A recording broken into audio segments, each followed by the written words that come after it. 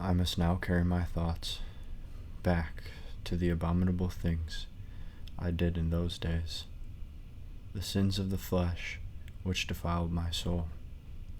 I do this, my God, not because I love those sins, but so that I may love you. For love of your love, I shall retrace my wicked ways. The memory is bitter, but it will help me to savor your sweetness, the sweetness that does not deceive, but brings real joy and never fails. For love of your love, I shall retrieve myself from the havoc of disruption, which tore me to pieces when I turned away from you, whom alone I should have sought, and lost myself instead on many a different quest. For as I grew to manhood, I was inflamed with desire for a surfeit of hell's pleasures. Foolhardily as I was, I ran wild with lust that was manifold and rank. In your eyes my beauty vanished, and I was foul to the core. Yet I was pleased with my own condition, and anxious to be pleasing in the eyes of men. I cared for nothing but to love and to be loved. And my love went beyond the affection of one mind for another, beyond the arc of the bright beam of friendship.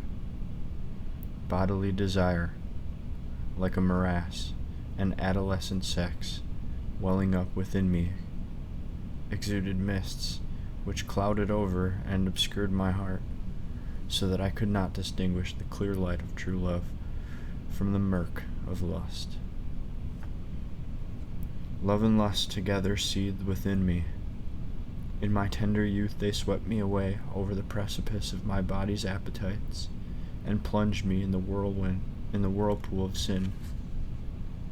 More and more I angered you, unawares, for I had been deafened by the clank of my chains, the fetters of the death which was my due, to punish the pride in my soul. I strayed still farther from you, and you did not restrain me. I was tossed and spilled, floundering in the broiling sea of my fornication, and you said no word. How long it was before I learned that you were my true joy. You were silent then, and I went on my way, farther and farther from you, proud in my distress, and restless in fatigue, sowing more and more seeds whose only crop was grief. Was there no one to lull my distress, to turn the fleeting beauty of these new-found attractions to good purpose, and set up a goal for their charms, so that the high tide of my youth might have rolled in upon the shore of marriage? The surge might have been calmed and contented by the procreation of children, which is the purpose of marriage, as your law prescribes, O Lord. By this means you form the offspring of our fallen nature, and with a gentle hand you prune back the thorns that have no place in your paradise. For your almighty power is not far from us, even when we are far from you. Or again, I might have listened more attentively to your voice from the clouds, saying of those who marry that they will meet with outward distress. But I leave you your freedom, that a man does well to abstain from all commerce with women, and that he who is unmarried is concerned with God's claim, asking how he is to please God, whereas the married man is concerned with the world's claim, asking how he is to please his wife. These were the words to which I should have listened with more care, and if I had made myself a eunuch for love of the kingdom of heaven, I should have awaited your embrace with all the greater joy. But instead, I was in ferment of wickedness. I deserted you, and allowed myself to be carried away by the sweep of the tide. I broke all your lawful bounds, and did not escape your lash, for what man can escape it? You were always present, angry and merciful at once, stewing the pangs of bitterness over all my lawless pleasures to lead me on to look for others unallied with pain. You meant me to find them somewhere but in yourself. You meant me to find them nowhere but in yourself, O Lord. For you teach us by inflicting pain. You smite so that we may heal.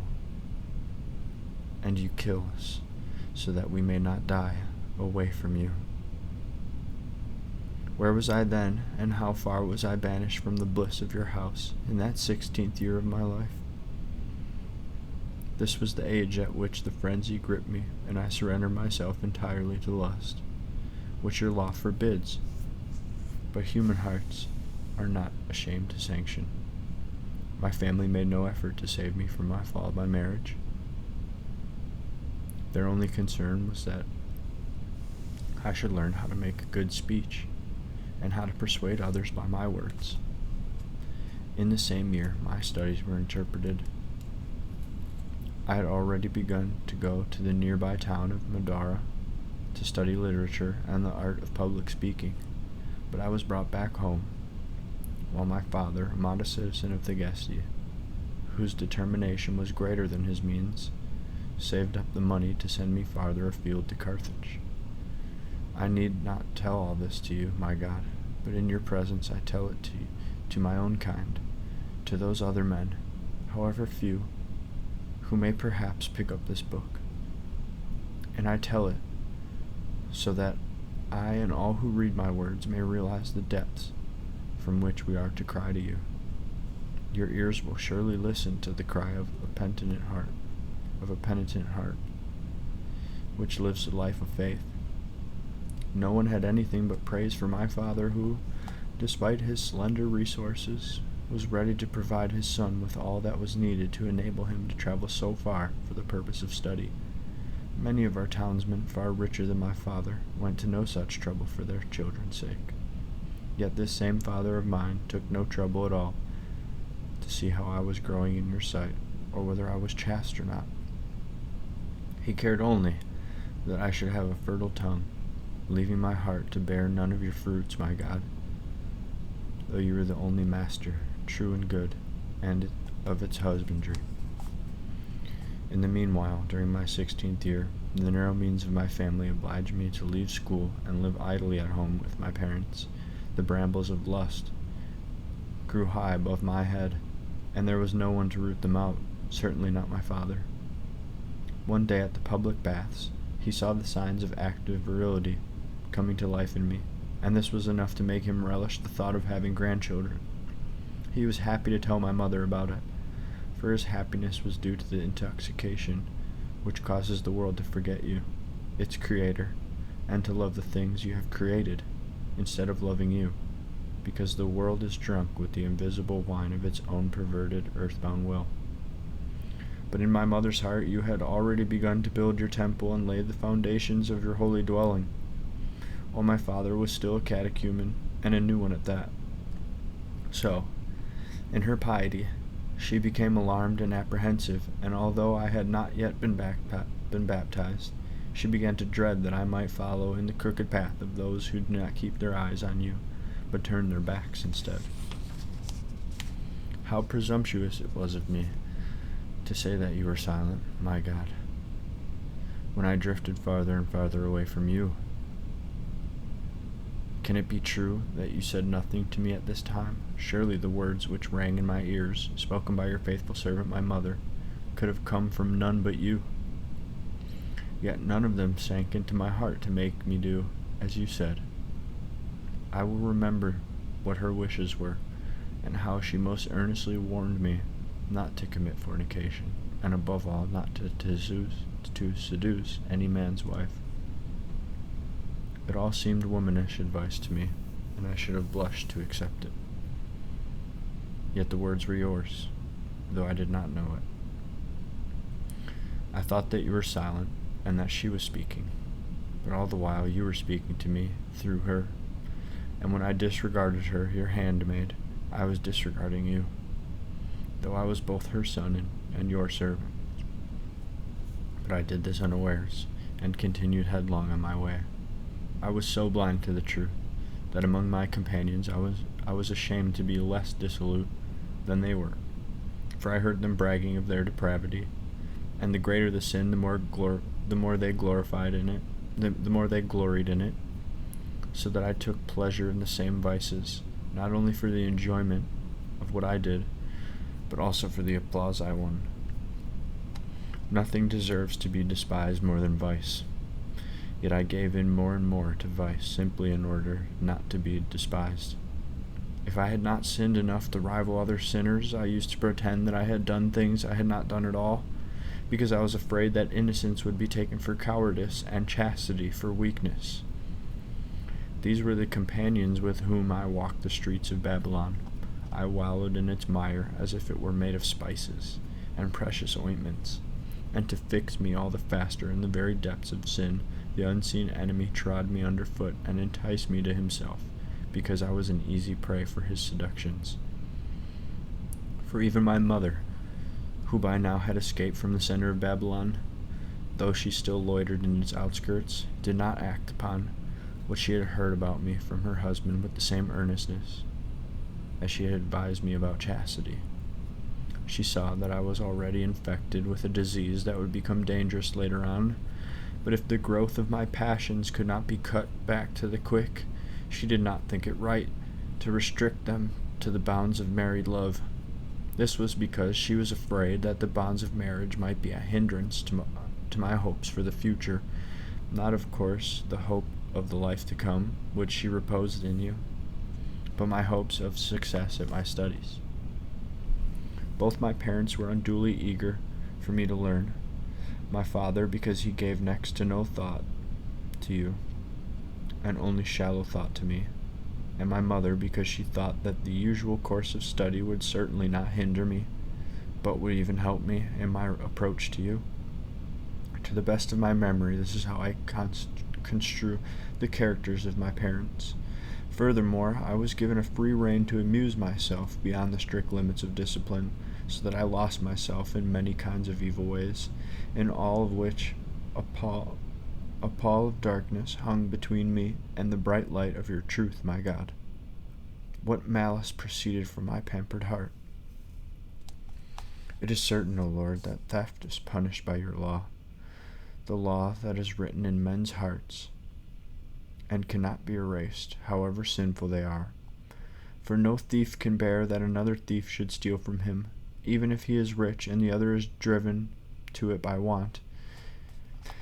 Yet I was willing to steal, and steal I did, although I was not compelled by any lack, unless it were the lack of a sense of justice or a distaste for what was right and a greedy love of doing wrong. For of what I stole I already had plenty, and much better at that, and I had no wish to enjoy the things I coveted by stealing, but only to enjoy the theft itself and the sin. There was a pear tree near our vineyard, loaded with fruit that was attractive neither to look at nor to taste. Late one night a band of ruffians, myself included, went off to shake down the fruit and carried it away. For we had continued our games out of doors until well after dark, as was our pernicious habit. We took away an enormous quantity of pears, not to eat them ourselves, but simply to throw them to the pigs. Perhaps we ate some of them, but our real pleasure consisted in doing something that was forbidden. Look into my heart, O God, the same heart on which you took pity when it was in the depths of the abyss. Let my heart now tell you what prompted me to do wrong for no purpose, and why it was only my love of mischief that made me do it. The evil in me was foul, but I loved it. I loved my own perdition and my faults, not the things for which I committed wrong, but the wrong itself. My soul was vicious, and broke away from your safekeeping to seek its own destruction, looking for no profit in disgrace, but only for disgrace itself. The eye is attracted by beautiful objects, by gold and silver and all such things. There is great pleasure, too, in feeling something agreeable to the touch, and material things have various qualities to please each of the other senses. Again, It is gratifying to be held in esteem by other men, and to have the power of giving them orders and gaining the mastery over them. This is also the reason why revenge is sweet. For our ambition to obtain all these things must not lead us astray from you, O Lord. Nor must we depart from what your law allows, that the life we live on earth has its own attractions as well. The life we live on earth has its own attractions as well, because it has a certain beauty of its own, in harmony with all the rest of the world's beauty. Friendship among men, too, is a delightful bond, uniting many souls in one. All these things, and their like, can be occasions of sin, because good though they are of the lowest order of good. And if we are too much tempted by them, we abandon those higher and better things, your truth, your law, and you yourself, O Lord our God. For these earthly things too can give joy, though not such as my God, who made them all, can give, because honest men will rejoice in the Lord, upright hearts will not boast in vain. When there is an inquiry to discover why a crime has been committed, normally no one is satisfied until it has been shown that the motive might have been either the desire of gaining or the fear of losing one of those good things which I said were of the lowest order. For such things are attractive and have beauty, although they are paltry trifles in comparison with the worth of God's blessed treasures. A man commits murder, and we ask the reason. He did it because he wanted his victim's wife or estates for himself, or so that he might live on the proceeds of robbery, or because he was afraid that the other might defraud him of something, or because he had been wronged and was burning for revenge. Surely no one would believe that he would commit murder for no reason but the sheer delight of killing. Sallust tells us that Catiline was a man of insane ferocity, who chose to be cruel and vicious without apparent reason. But we are also told that his purpose was not to allow his men to lose heart or waste their skills through lack of practice. If we ask the reason for this, it is obvious that he meant that once he had made himself master of the government by means of this continual violence, he would obtain honor, power, and wealth, and would no longer go in fear of the law because of his crimes, or have to face difficulty through lack of funds. So even Catiline did not love crime for crime's sake. He loved something quite different, for the sake of which he committed his crimes. If the crime of theft which I committed that night as a boy of 16 were a living thing, I could speak to it and ask what it was that, to my shame, I loved in it. I had no beauty because it was a robbery. It is true that the pears which we stole had beauty, because they were created by you, the good God, who are the most beautiful of all beings and the creator of all things, the supreme good of my own true good, and my own true good. But it was not the pears that my unhappy soul desired.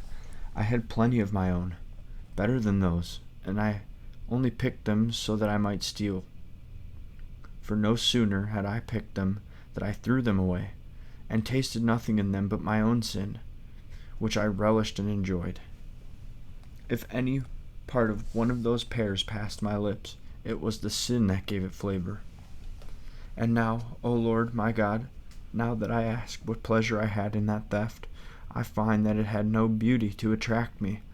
I do not mean beauty of the sort that justice and prudence possess, nor the beauty that is in man's mind and his memory, and in the life that animates him, nor the beauty of the stars in their allotted places, or of the earth and sea, teeming with new life born to replace the old as it passes away. It did not even have the shadowy, deceptive beauty which makes vice attractive, pride, for instance, which is a pretense of superiority, imitating yours, for you alone are God, supreme over all, or ambition, which is only a craving for honor and glory, when you alone are to be honored before all, and you alone are glorious forever. Cruelty is the weapon of the powerful, used to make others fear them. Yet no one is to be feared by God alone, but God alone. Yet no one is to be feared but God alone, from whose power nothing can be snatched away or stolen by any man at any time or place or by any means. The lustful use caresses to win the love they crave for. Yet no caress is sweeter than your charity, and no love is more rewarding than the love of your truth, which shines in beauty above all else. Inquisitiveness has all the appearance of a thirst for knowledge, yet you have supreme knowledge of all things. Ignorance, too, and stupidity choose to go under the mask of simplicity and innocence, because you are simplicity itself, and no innocence is greater than yours. You are innocent even of the harm which overtakes the wicked, for it is the result of their own actions. Sloth poses as the love of peace, yet what certain peace is there besides the Lord? Extravagance masquerades as fullness and abundance, but you are the full, unfailing store of never-dying sweetness. The spendthrift makes a pretense of liberality, but you are the most generous dispenser of all good. The covetous want many possessions for themselves. You possess all. The envious struggle for preferment.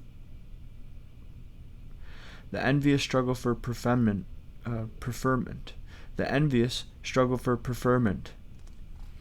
But what is to be preferred before you? Anger demands revenge.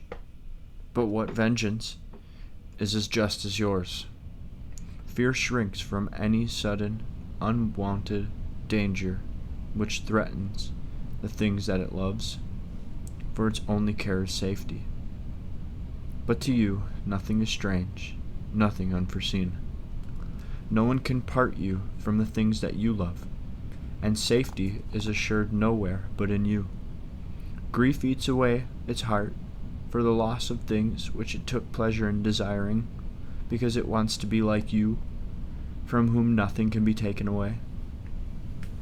So the soul defiles itself with unchaste love when it turns away from you, and looks elsewhere for things which it cannot find pure and unsullied except by returning to you. All who desert you and set themselves up against you merely copy you in a perverse way. But by this very act of imitation they only show that you are the creator of all nature, and consequently that there is no place whatever where man may hide away from you. What was it then that pleased me in that act of theft? Which of my Lord's powers did I imitate in a perverse and wicked way, since I had no real power to break his law? Was it that I enjoyed at least the pretense of doing so, like a prisoner who creates for himself the illusion of liberty by doing something wrong, when he has no fear of punishment, under a feeble hallucination of power? Here was the slave who ran away from his master and chased a shadow instead. What an abomination! What a parody of life! What abysmal death! Could I enjoy doing wrong for no other reason than that it was wrong? What return shall I make to the Lord for my ability to recall these things with no fear in my soul? I will love you, Lord, and thank you, and praise your name, because you have forgiven me such great sins and such wicked deeds. I acknowledge that it was by your grace and mercy that you melted away my sins like ice. I acknowledge, too, that by your grace I was preserved from whatever sins I did not commit. For there was no knowing what I might have done, since I loved evil even if it served no purpose. I vow that you have forgiven me all, both the sins which I committed of my own accord, and those which by your guidance I was spared from committing. What man reflects upon his own weakness can dare to claim that his own efforts have made him chaste and free from sin, as though this entitled him to love you the less, on the ground that he had less need of the mercy by which you forgive the sins of the penitent? There are some who have been called by you, and because they have listened to your voice, they have avoided the sins which I here record and confess for them to read. But let them not deride me for having been cured by the same doctor who preserved them from sickness, or at least from such grave sickness as mine. Let them love you just as much, or even more than I do, for they can see that the same healing hand which rid me of the great fever of my sins protects them from falling sick of the same disease. It brought me no happiness, for what harvest did I reap from acts which now make me blush? Particularly from the act of theft.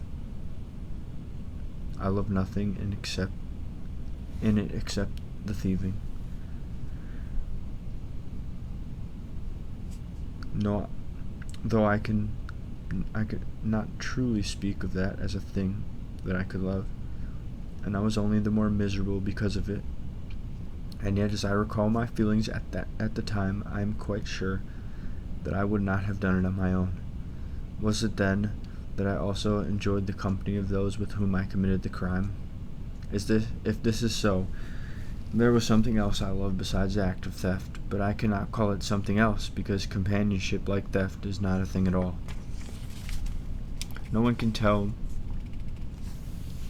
me the truth of it except my God, who enlightens my mind and dispels its shadows. What conclusion am I trying to reach from these questions and this discussion? Is it true that if the pears which I stole had been to my taste, and if I had wanted to get them for myself, I might have committed the crime on my own if I had needed to do no more than that to win myself the pleasure? I should have no need to kindle my glowing desire for rubbing shoulders with a gang of accomplices. But as it was not the fruit that gave me pleasure, I must have got it from the crime itself, from the thrill of having partners in sin. How can I explain my mood? It was certainly a very vile frame of mind, and one for which I suffered, but how can I account for it? Who knows his own frailties? Who knows his own frailties? We were tickled to laughter by the prank we had played, because no one suspected us of it, although the owners were furious. Why was it, then, that I thought it fun not to have been the only culprit? Perhaps it was because we do not easily laugh when we are alone. True enough, but even when a man is all by himself and quiet alone, sometimes he cannot help laughing if he thinks or hears or sees something especially funny. All the same, I am quite sure that I would never have done this thing on my own. My God, I lay all this before you, for it is still alive in my memory. By myself, I would not have committed that robbery. It was not the takings that attracted me, but the raid itself, and yet to do it by myself would have been no fun, and I should not have done it. This was friendship of a most unfriendly sort, bewitching my mind in an inexplicable way. For the sake of a laugh, a little sport, I was glad to do harm and anxious to damage another, and that without thought of profit for myself or retaliation for injuries received. And all because we are ashamed to hold back when others say, "Come on, let's do it." Can anyone unravel this twisted tangle of knots? I shudder to look at it, or think of such abomination. I long instead for innocence and justice, graceful and splendid in eyes whose sight is undefiled. Longing fills me, and yet it cannot cloy. With them is certain peace, and life that cannot be disturbed. The man who enters their domain goes to share the joy of his Lord. He shall know no fear, and shall lack no good. In him that is goodness itself. Lack no good. In him that is goodness itself he shall find his own best way of life. But I deserted you, my God. In my youth I wandered away too far from your sustaining hand, and created of myself a barren waste.